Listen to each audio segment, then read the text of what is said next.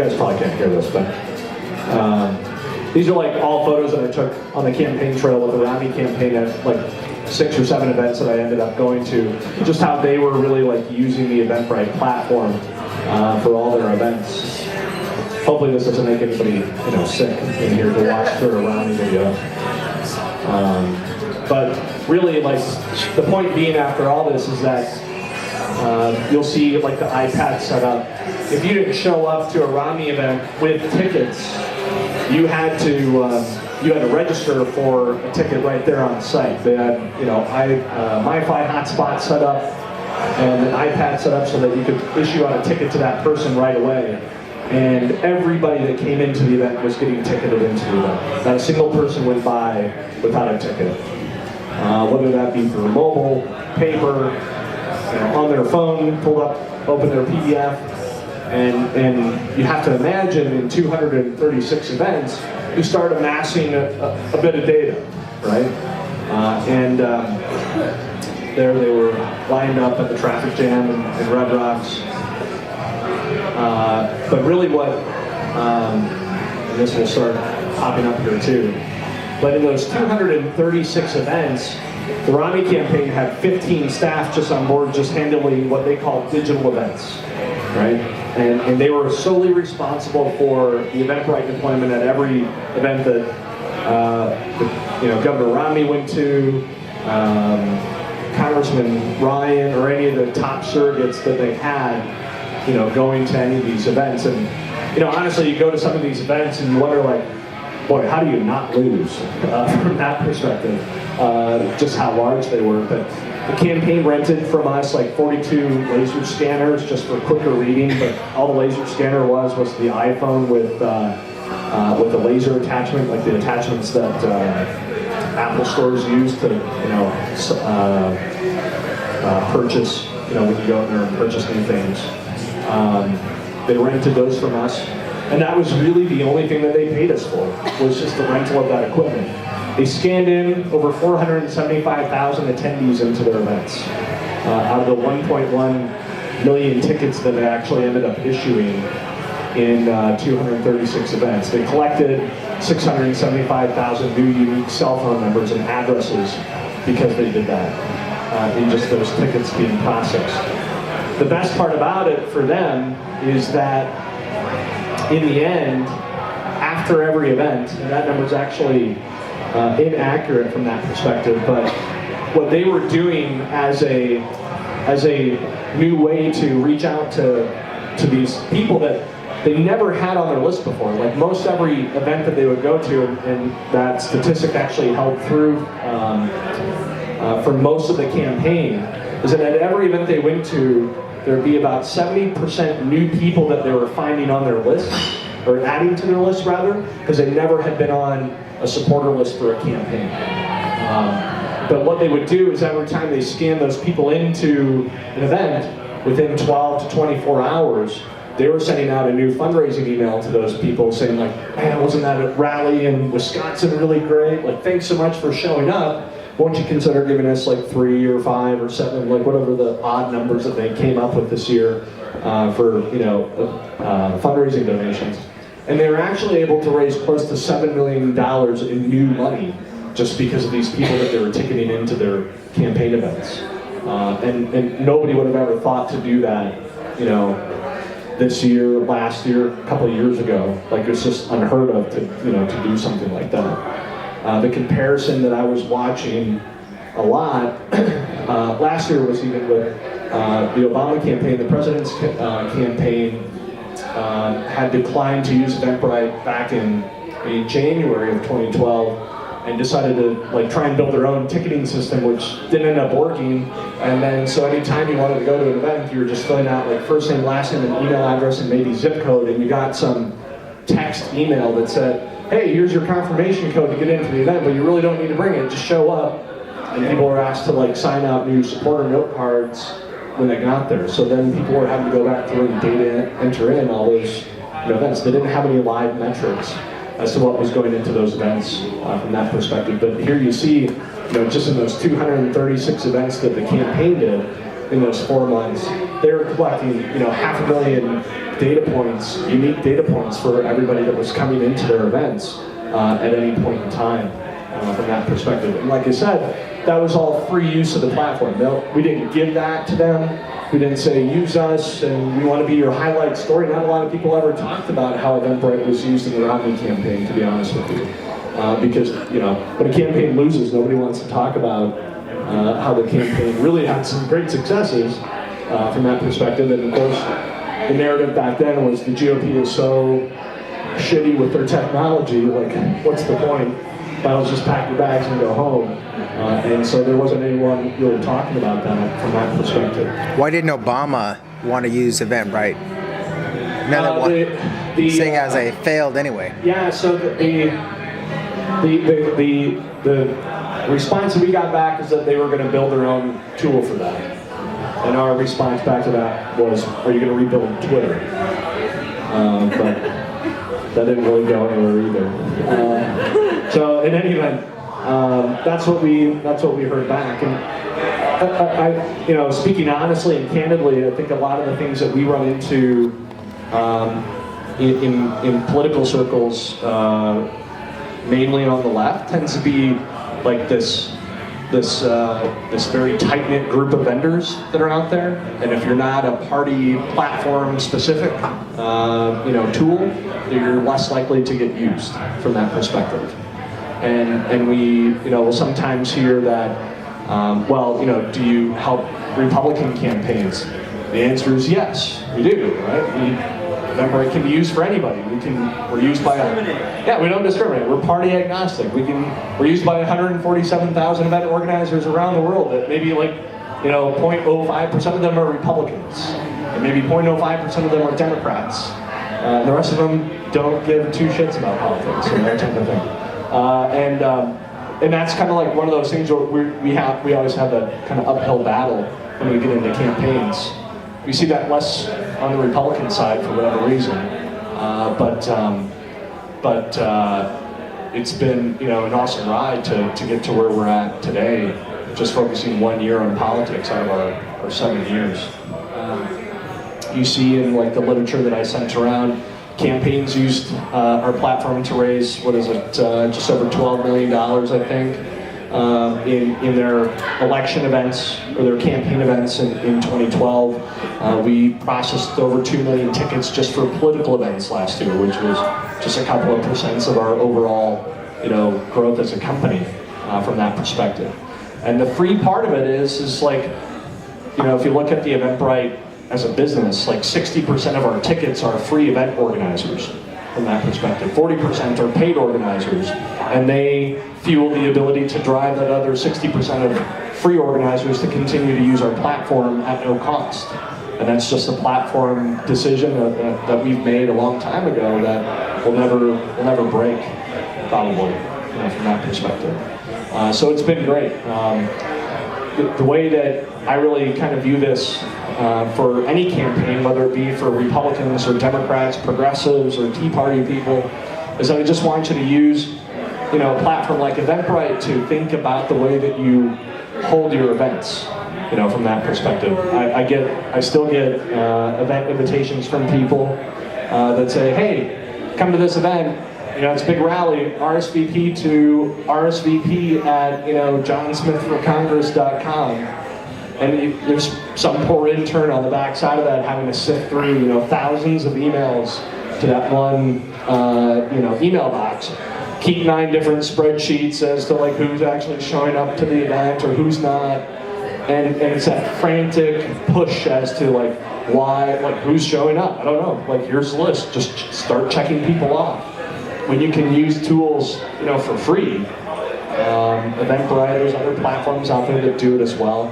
But they allow you to get so much more insight about the people that are coming into your events and wanting to support you, and gives you so much more ability to communicate with those people pre and post the event that way, that just really help drive your organizations to be much more efficient, quite frankly, from that perspective. And that's really at the heart of what fuels me, is to kind of go after that data and get people involved into a process. So that's that. Yeah. Any questions? Yeah, well, I was going to say questions for the end. Let me just... you do your thing, Jim. Yeah, let me just do... I'll make mine quick. I think what I'll do is maybe email some folk, email everybody that RSVP with some more deep insight. But I did want to, because I know that Chad just gave you kind of like a really big overview, and sometimes like it's nice to get like a little bit of nitty gritty of events as well. Let me just see if I can make this work the way I want it to work. We're gonna have to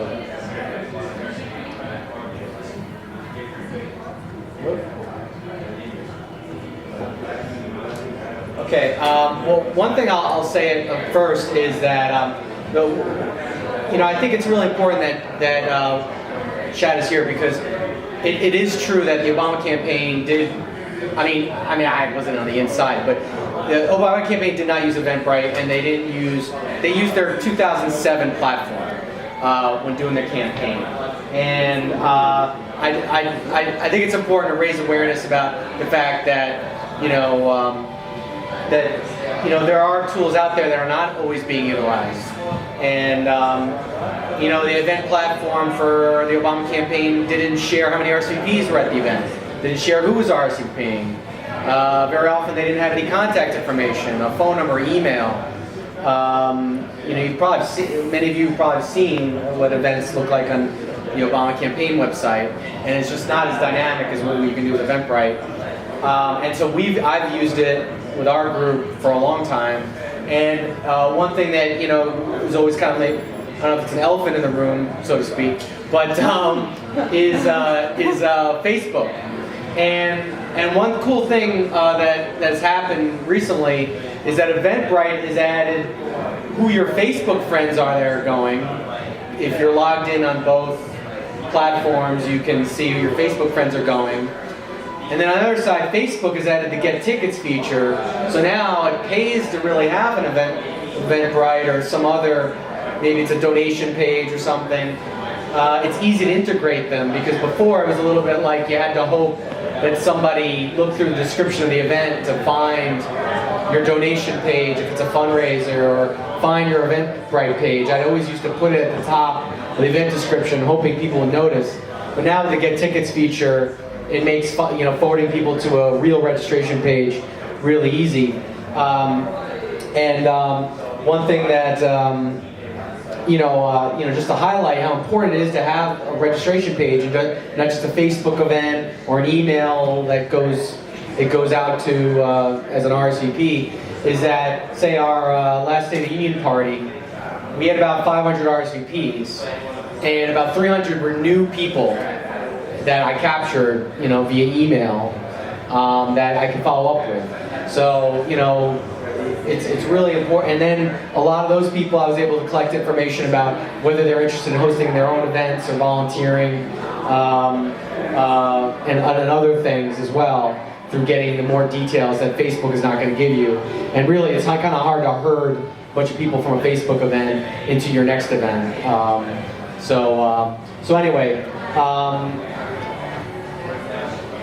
Just to give you a quick, I'm just going to go through, I just screen captured this event, just to see if, just to run through a few things that were, that I thought were important about event hosting that I wanted to point out. Event branding and RSVPing, I kind of combined as one topic.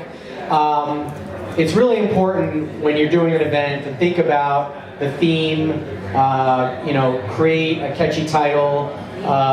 Maybe with Progress Meetup, come up with a consistent brand that you use over and over.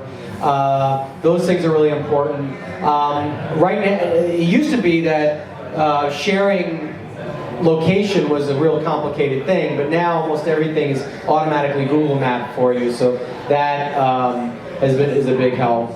I used to always want to emphasize what the cross streets were and where the nearest metro is, but now it's kind of solved for people. One thing that you can do with Eventbrite that you can sort of do with Facebook is see who's going and also like share whatever networking information they want to share, organization, or Twitter links and things like that. And so a lot of organizations don't use this.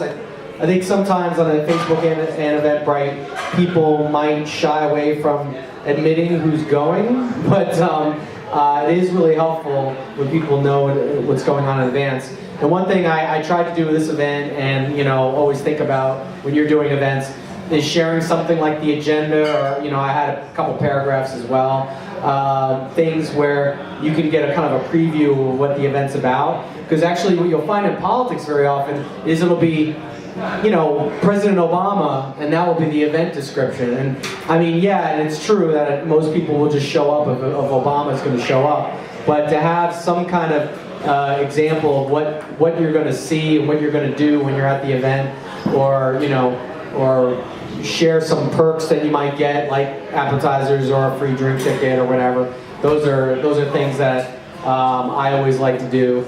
And by the way, I think I've migrated from an open bar strategy, which is always kind of the ideal, to believing in free drinks at events, because giving out one drink ticket I think will usually make people happy, but having an open bar might kind of bankrupt you. So one thing that, so I do recommend having perks, but not going overboard, especially because sometimes if the event is too generous, you might attract people who really are just there for the booze.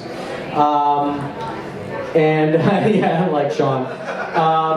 I actually had some examples on all of these, but I'm actually going to just give you just a few thoughts on event hosting and also event networking. I broke it down to about 7 things, and it's actually very simple. It's the whole who, what, why, and where thing. In terms of event hosting, I always like to share who am I. And by that, I mean, it's not like I know who I am, but make sure you're sharing. What are your social media accounts? What's your website? What's the event, the organizational bio? Make sure that it's up front, that people know who your organization is and can follow you easily in the future. Always, who am I inviting? Always think hard about who can actually show up to your event, who's actually going to be interested. Sometimes you get invitations for things that are far away or at a bed, like in the middle of the day, or things that are really hard for people to attend. And so it's really good to be able to segment, say, your Facebook lists or your email contacts, so you can, if you're having an event, to really break it down into folks that you think are definitely interested in. Definitely during campaign season, you have to do that, or you're going to bother people who have no interest in canvassing. What is describing the event very, very thoroughly.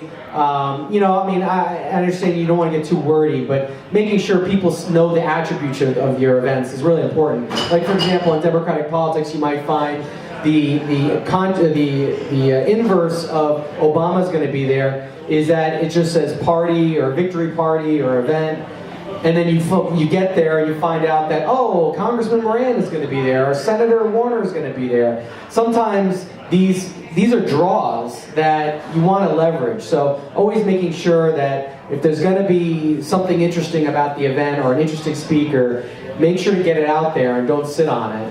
Sometimes that happens. With the average grassroots event, it usually doesn't happen, but sometimes it can. So always be thinking, going through that checklist of what's interesting that will bring people. Why I kind of like to is because I like to provide context to events. Like I said about branding. If it's a party on October 31st, you might as well make it a Halloween party. So giving some context. If there's a reason why we're coming together, please make sure you make it clear, and it might motivate people to participate. The where and when is kind of obvious. You know, say in DC you want to make it metro accessible, or you want to put it at about 6:30 at night so people have time to get there from work. But you know, always think about that thoroughly, because that can be complicated, because sometimes you might have it in a great location, like geographically, but you might have it in a venue that nobody wants to go to. We actually had that. We had a date auction, and we had it at Bravo Bravo instead of maybe here. And it was 2010, so we probably had some trouble because of that. But it was a venue that people, at the very least, just didn't know. And so sometimes location is also about venue. How am I going to make it happen is logistics, a timeline of what you want to have at the event, but you're going to maybe need time to put it together.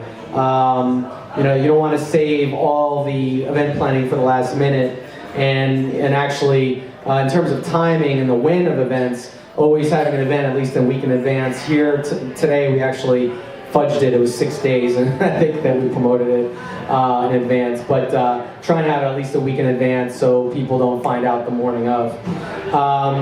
And spreading the word and following up. I mean, you know, I'm a big fan of social media platforms, but those emails are so valuable, because one thing that Facebook isn't good at always is making sure that you and your friends know about an event immediately. And you don't have to rely on scrolling through your newsfeed to find an event.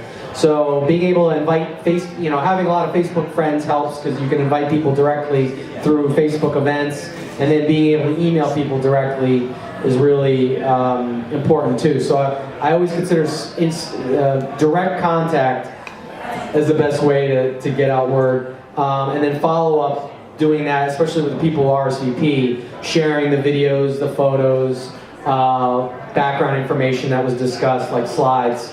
You know, those are important things as well. I do have a bunch of examples of cases where all these things did not happen or not at once, but those are the kind of things that I can maybe share with people online later. The one thing I would say about event networking is, and actually for an event host, it's relevant to think about event networking, is that event hosts should be thinking like networkers. So think about your attendees. Do they, you know, what are their interests? Do they want to go to an event that's a 2-hour presentation on the problems with the healthcare.gov website? You know, do they want to, you know, there is, there's a lot, you really have to think from the attendee's perspective. What's going on the same night? Is there 3 different events? Like tonight, we actually kind of got burned because there's a progressive event on Capitol Hill. So I kind of got blindsided because I heard about it like 2 days ago. But always thinking from the attendee's perspective, like what is going to draw them in and make them want to show up. And I'll give you one example of yesterday. Sometimes the event that you are hosting, somebody will want to attend even though they're not interested in that event. Like last night I went to Intro to the DC Startup Community event. And I kind of know a lot of like what's going on in DC tech and startups and stuff like that. And it wasn't totally something that I felt like I needed to know. And if it was like a 2-person training, I would have totally be glad to miss it. But I saw on Twitter that it was a 450-person attended event. There was that many RCPs. So I'm like, all right, this actually might be relevant for me. So as an attendee, I went, even though it was not about politics or whatever.